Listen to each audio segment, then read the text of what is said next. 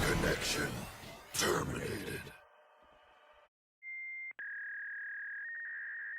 Alright guys, so I'm here at Locals with my buddy Stuffy. He actually ended up getting 59th place at Nationals, playing Black War Gray X, and he's gonna give us his tale of how it all went down. So, how was it, man?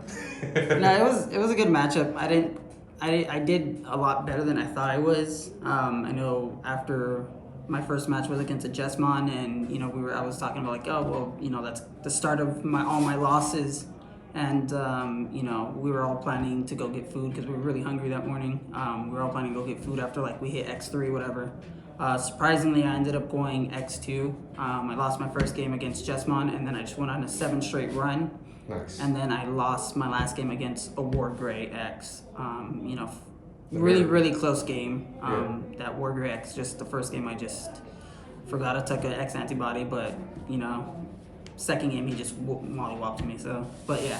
But he wants, I ended up getting, I was top tables, table 5, the last match, and then I ended up getting just bubbled down all the way to 59. But in my opinion, top 64, it's really good in the nationals, Oh yeah. So without further ado, here's the deck list that I run. Of course, I run the 4 corals. Everyone always says you should run 5 eggs, but I like the 4 corals. It just stays plus that 1K. For level your rookies. My rookies, I run 4 of the promo August standard for this deck. I think that should always be ran. So I'm running 4 promo August. I see all these decks, they're always running 4 of the BT5 Searcher August, but I'm actually running 3 of them. It's a little, I could have ran 4 of them, but I wanted to do 3 of them because another card that I'm adding in, that I added in, I'm doing, of course, the 4 X antibodies, which is much needed. Allows you to grab any Greymon or Omnimon, and then the X antibody, which is nice.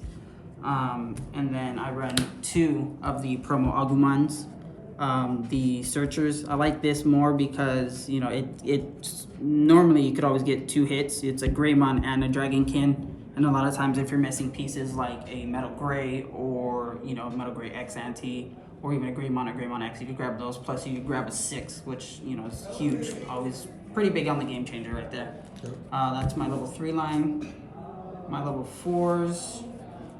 I run 3 of the blocker Black War Grays. I see people run 4. I like it at 3 because there's other options in the deck that I can run. 3, I like it. It's not too bad. I run 2 of the plus 2K gain 1 memory Greymon, and then I run 1 of the security plus 1 Greymon. And then I run the standard 4 of the Greymon X. Card's way too broken. It reduces the D-Digivolve, and then you just tuck in X antibody and it's protection. This is pretty consistent for me on level 4s. So there's like 10 in there, no? Yeah, it's about 10. Yeah, 10 level 4s I did. Yep. 10 exactly. For level 5s, I run, of course, the standard 4 Metal Grays, D-Digivolve, pop level 3K. It's always big. Swinging into unsuspended, that's one thing I actually did a lot during this match, or during my matches. Just kind of clearing the board, had board control by swinging the unsuspended with Gaimon or Black War Gray X. It's really nice because they get pretty beefy with all the plus 1K, plus 2Ks. Yeah. I run 3 of the Metal Gray X antibody. 3, I like it a lot because you want to see it, but you don't want to see it too much. You want to see your Metal Gray more. Yeah. And then I just run 1 of the Metal Gray Alterius. That's an extra form of protection. I like this because you can always just go Metal Gray X, and then you could go Metal Gray X antibody on top of that. You can pop a 3K, a DJ Duval, pop a 3K, pop a 5K if you have a tamer, and then pop a 6K. So it's really good board clear. That's why I run that. The board clear is really nasty on that. On level 6s, I was always struggling on my level 6s. I didn't know what to run on my level 6s. I was literally up until like almost midnight the night before. I had to drive up, talking to my fiance, and she literally helped me out. So I run 2 Black War Grays. I was probably gonna run 3 Black. I was gonna try to go 3 Black War Gray X's, but I run 2 Black War Grays. I like this because it's like allows you to clear board. Even if you have a metal gray under, you can digivolve onto it, and then you can swing into something and unsuspend it, which is nice. That's like a really good tech for me. It's an extra swing. I was running it at 2, but now I'm doing 3 Gaomons. And then I run 2 Black War Gray X. I was actually doing the 2-2 split on all 3, but I actually teched in another one to be a little bit more aggressive. It also de-digivolves, and then I could just blitz into the Digimon too if needed, which is a lot nicer. And then the Black War Gray, of course, it's always needed. You know, everyone needs it.